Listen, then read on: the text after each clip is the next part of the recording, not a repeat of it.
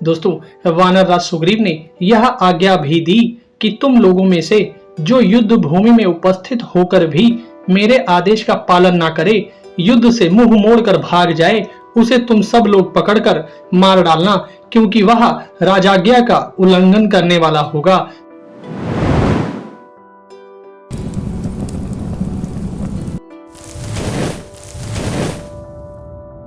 सुग्रीव की इस आज्ञा के अनुसार जब मुख्य मुख्य वानर जलते दीप दंड हाथ में लिए नगर द्वार पर डट गए, तब रावण को बड़ा क्रोध हुआ। क्रोध से भरे हुए रावण ने कुंभकर्ण के दो पुत्र कुंभ और निकुंभ को बहुत से राक्षसों के साथ भेजा।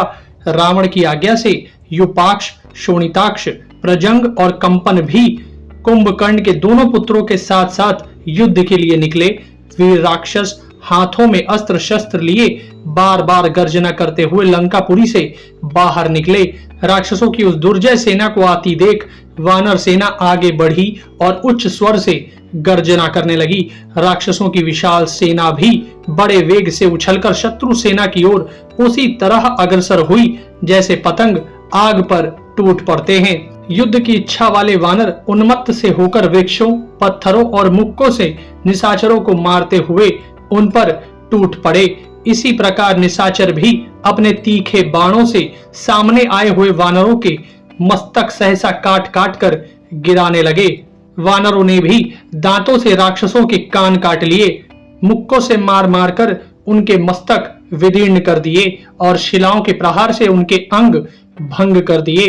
इसी प्रकार राक्षसों ने भी मुख्य मुख्य वानरों को अपनी तीखी तलवारों से सर्वथा घायल कर दिया। उस समय वानरों और राक्षसों में बड़ा भयंकर युद्ध होने लगा।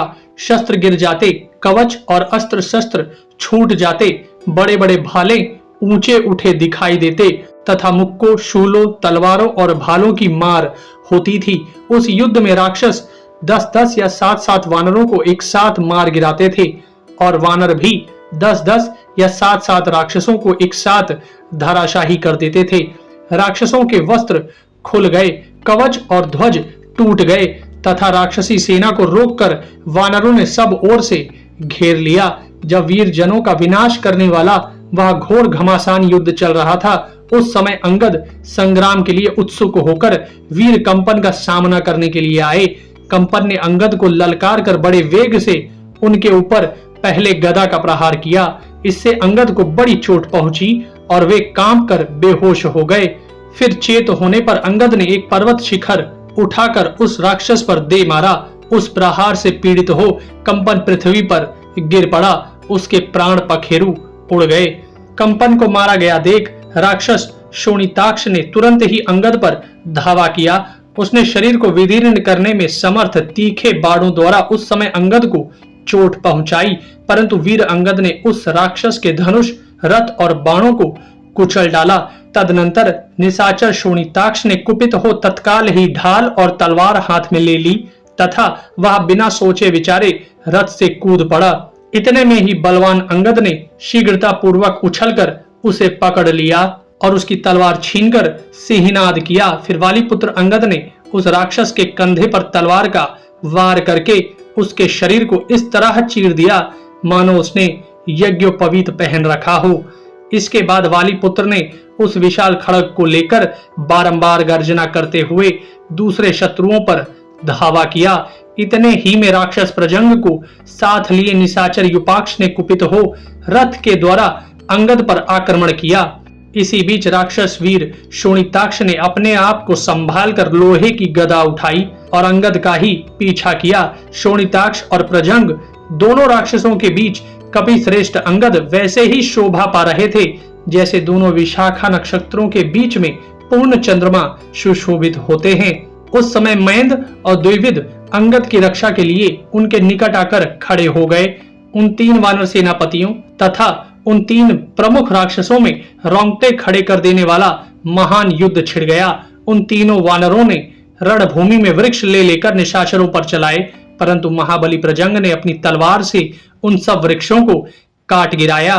तत्पश्चात उन वानरों ने उन राक्षसों के रथों और घोड़ों पर वृक्ष तथा पर्वत शिखर चलाए, परंतु महाबली राक्षस युपाक्ष ने अपने बाणों से उनके टुकड़े टुकड़े कर डाले। महेंद्र और द्विविद ने जिन जिन वृक्षों को उखाड़ उखाड़ कर उन राक्षसों पर चलाया था, उन सबको राक्षस शोणिताक्ष ने गदा मारकर बीच में ही तोड़ डाला। तत्पश्चात राक्षस प्रजंग ने एक बहुत बड़ी तलवार लेकर वाली पुत्र अंगद पर वेग पूर्वक आक्रमण किया। राक्षस वीर प्रजंग को निकट आया देख अंगद ने एक वृक्ष से उसकी बाह पर मारा। वाली पुत्र के उस आघात से वह तलवार छूटकर पृथ्वी पर जा गिरी। तब निशाचर प्रजंग ने अंगद के ललाट में बड़े जोर से मुक्का मारा, जिससे अंगद को 2 घड़ी तक चक्कर आता रहा।